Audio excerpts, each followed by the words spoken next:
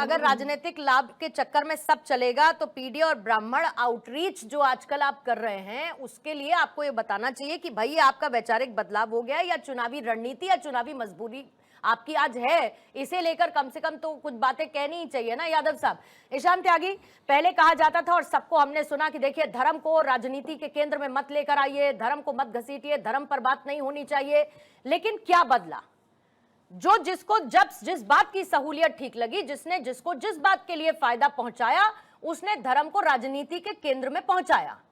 तो कौन नहीं कर रहा तुष्टीकरण और कौन नहीं कर रहा है धार्मिक ध्रुवीकरण, ताकि चुनाव में फायदा मिल सके? कांग्रेस नहीं कर रही। कैसे? बिल्कुल नहीं कर रहे। कैसे? हमने कभी भी 80-20 की बात नहीं करी। हमने कभी भी देश में हिंदू मुसलमान नहीं किया। हमने कभी ये नहीं कहा कि बटेंगे तो कटेंगे। किसने कहा ये सब? ये बीजेपी के नेताओं ने कहा ना। योगी आदित्यनाथ ने 80-20 की बात करी। योगी आदित्यनाथ ने बोला कि बटेंगे तो कटेंगे। तो अगर कोई हिंदू मुसलमान की राजनीति देश में करता है और राजनीतिक फायदे के लिए करता है, प्रभु श्री राम के कंधों पे बैठ के ये राजनीति में सत्ता तक पहुंचे ये लोग, जिनके आखिरकार उनके मंदिर में भी इन्होंने चढ़ावा में चोरी कर ली, जमीन में घोटाले कर लिए, 2 करोड़ की जमीन 18 करोड़ में कर दी, उसके बाद हजारों करोड़ रुपए मुझे लगता है गायब हो गए हैं प्रभु श्री राम की दान पेटियों में से। वो चांदी की आज चांदी की जो ईंटें थी वो कहाँ है किसी को नहीं पता है। तो अगर किसी ने हिंदू मुसलमान की राजनीति करी है देश में, आधे अधूरे मंदिर में अगर प्रभु श्री राम को स्थापित करने का काम किया, उनकी प्राण प्रतिष्ठा करी जिससे 2024 के चुनाव में वोट पा सके, वो भारतीय जनता पार्टी है और देश के प्रधानमंत्री नरेंद्र मोदी हैं। दूसरी बात, हनुमानगढ़ी की बात कर रहे थे योगी आदित्यनाथ जी।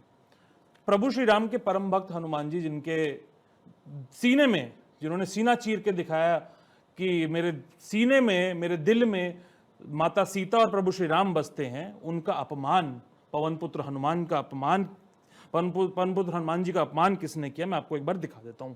मैं चाहूंगा कि वीडियो थोड़ा सा अच्छे से जूम करके सब लोग देख लें कि ये क्या है इस वीडियो में। ये देखिए कैसे किस तरह से नितिन नबीन, जो राष्ट्रीय अध्यक्ष हैं भारतीय जनता पार्टी के, वो एक रथ पे चल रहे हैं जब अभी वो उत्तर प्रदेश गए थे, और कैसे पवन पुत्र हनुमान जी को, एक व्यक्ति को उनके वेशभूषा में करके, उनके जैसा दिखा के, भारतीय जनता पार्टी का उस पे झंडा उनको थमा के कैसे उनको नचाया जा रहा है। तो भारतीय जनता पार्टी ने लगातार प्रभु श्री राम का, हनुमान जी का, धर्म का, सनातन का अपमान करने का काम किया और राजनीति के लिए उसका इस्तेमाल करने का काम किया है। अगर इतने ही बड़े सनातनी होते तो कुंभ में हमने देखा हजारों करोड़ रुपए खर्च हुए मार्केटिंग पे, बड़े बड़े पोस्टर। मैं तो खुद गया था, मुझे लगता है आप भी गई होंगी पूर्णिमा जी, मुझे मालूम नहीं है, वैसे मैं गया था, मैंने देखा बड़े बड़े पोस्टर वहां पे लगे हुए थे, मार्केटिंग पूरी, बड़ी बड़ी फोटो थी नरेंद्र मोदी की और योगी आदित्यनाथ की। लेकिन वहां पे किस तरीके से कुप्रबंधन हुआ, अव्यवस्था हुई और हजारों लोग वहां पे जब भगदड़ हुई वहां पे मर गए। उसी व्यक्ति को, जो वहां पे उस समय आईपीएस अधिकारी था, उसी को यह एसआईटी की जांच थमा दी गई राम मंदिर में चोरी की।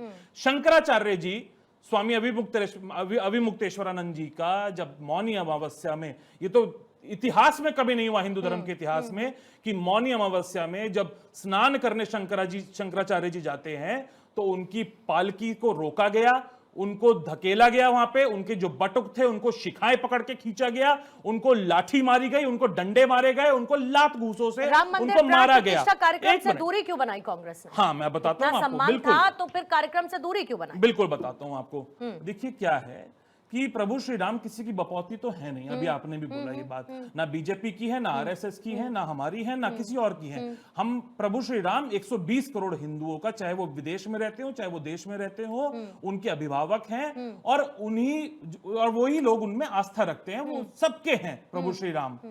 प्रभु श्री राम का जब मंदिर का निर्माण हुआ तो बीजेपी और आरएसएस ने उसको अपना एक इवेंट बना दिया।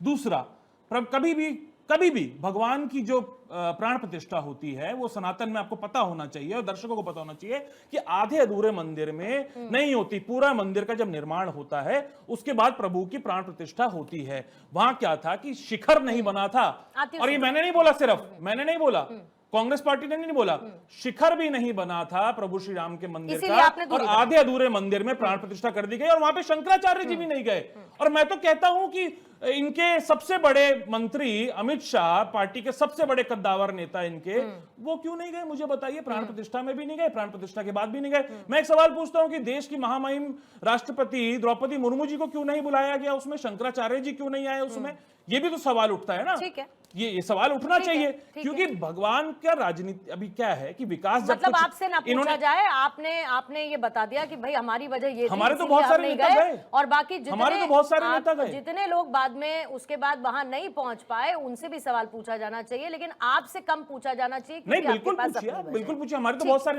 एक मिनट, ठीक है। हमारे प्रदेश अध्यक्ष माननीय अजय राय जी गए, अभी दोबारा गए थे, लेकिन रात को पुलिस आ गई थी उनके उसमें, तो राहुल गांधी को अभी तक महसूस नहीं हुआ कि उनको जाना चाहिए। एक मिनट, नहीं, एक ही मिनट क्या, एक ही मिनट, तब से उसके आप बाद बोल तो रहे हैं, मैं तो ये कह रही हाँ, हूँ कि राहुल गांधी को अभी तक महसूस नहीं अखिलेश हुआ। प्रताप सिंह गए, राहुल गांधी वहां के पे अविनाश शक्ति वाले पांडे जी बयान गए, पर, कितने शक्ति हमारे वाले नेता वहां बयान पे पर जा आप नहीं चुके हैं, कहेंगे दीपेंद्र कुछ भी। हुड्डा गए। राहुल गांधी और आपके सहयोगी जो अब एक्स हो चुके हैं, उनके किसी बयान पर आप लोगों ने मैं बोल कभी देता खुलकर हूं। विरोध नहीं किया, और चाहे उसमें सनातन का अपमान होता रहा हो, हिंदुत्व को लेकर राहुल गांधी ने जितने भी बयान दिए वो सब कुछ आपको हिंदू विरोधी नजर आते हैं। हिंदू विरोध नहीं है, हिंदुओं को कब विरोध किया? की परिभाषा, मुझे एक बयान दिखा दीजिए, हिंदुत्व की आप बयान दिखा दीजिए ना। हिंदू आपके पास पूरी टीम है, आपके पास फैक्ट चेक की टीम है, आपकी पूरी रिसर्च टीम है, एक बयान दिखा दीजिए कि हिंदुओं के विरोध में राहुल गांधी ने कुछ बोला हो। राहुल गांधी जितना हिंदुओं को जानते हैं, हिंदू धर्म को जानते हैं, उतना नरेंद्र मोदी और तो फिर ये वाले बयान आपके टैब में उपलब्ध नहीं है। समझनी चाहिए। हाँ। राहुल गांधी जितना हिंदू धर्म को जानते हैं उतना नरेंद्र मोदी जानते हैं, अच्छा। ना मोहन भागवत जानते हैं, अच्छा। ना आरपी सिंह जानते हैं यहाँ पर बैठे हुए, ना अमित शाह जानते हैं, राहुल गांधी जितना जानते हैं। राहुल गांधी आपके जितना पास पूरी जानते हैं। रिसर्च टीम है भारत 24 की, मैं चैलेंज करता हूँ आपको निकाल के दिखा दीजिए। और एक आखिरी तस्वीर, एक और तस्वीर दिखा देता हूँ। ये कोई चुनाव नहीं था उस समय जब राहुल गांधी जी महाकाल के दर्शन करने गए थे, भारत जोड़ो यात्रा में गए थे, लेकिन हम अपनी आस्था का बखान नहीं करते, 200-400 कैमरा नहीं लेके जाते वहां पर, और ये नहीं करते कि प्रभु श्री राम के मंदिर में चोरी हो जाए और उसके बाद नरेंद्र मोदी वहां चुप बैठे रहे और विदेश में घूमते रहे। जवाब दीजिएगा, फिर उसके बाद रंजन जी, रमनीश जी आपके पास। देखिए, कांग्रेस के प्रवक्ता बहुत कुछ बोल गए, परंतु वो एक बात नहीं बोल पाए कि जो HIV एड्स बताया था सनातन को, तब इनकी जबान में क्या हो गया था, जरा एक बार बोल दीजिए ना। जो सनातन को जिन्होंने HIV एड्स, अब तो खैर बोल देंगे क्योंकि अब उनका पार्टी से नाता भी टूट गया।